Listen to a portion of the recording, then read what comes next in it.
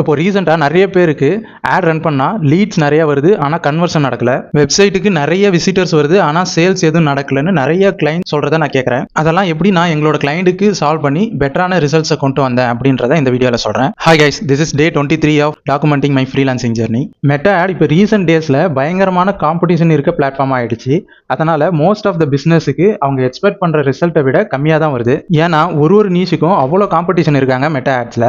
இன்னும் ஸ்பெசிஃபிக்காக சொல்லணும்னா real estate, clinic, textile, bridal makeup இந்த மாதிரி இண்டஸ்ட்ரிலாம். அதுக்கப்புறம் கொஞ்சம் கொஞ்சமாக அனலைஸ் பண்ணி ஒரு ஆடாக டெஸ்ட் பண்ணி இதுக்கான ப்ராப்பர் சொல்யூஷனை ஃபைண்ட் பண்ணிட்டேன்.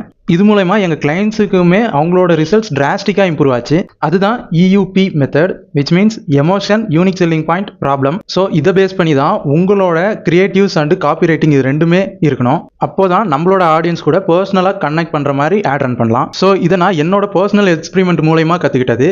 இதை உங்கள் பிஸ்னஸுக்கு கூட இம்ப்ளிமெண்ட் பண்ணணும்னா இந்த டாக்குமெண்ட்டில் அதை பற்றி டீட்டெயிலாக எக்ஸ்பிளைன் பண்ணியிருக்கேன். அது வேணும்னா நம்மளை ஃபாலோ பண்ணிட்டு கமெண்டில் EUP மெத்தட்னு டைப் பண்ணுங்க. நானே உங்களுக்கு பர்சனலாக சென்ட் பண்ணுறேன். அண்ட் இந்த டாபிக் ரொம்ப பெருசுனால இதை 2 வீடியோவாக ஸ்ப்ளிட் பண்ணியிருக்கேன். அதில் மெட்டா ஆட் பற்றின கோர் பிரின்சிபலை பற்றி டீட்டெயிலாக சொல்கிறேன். தேங்க்யூ.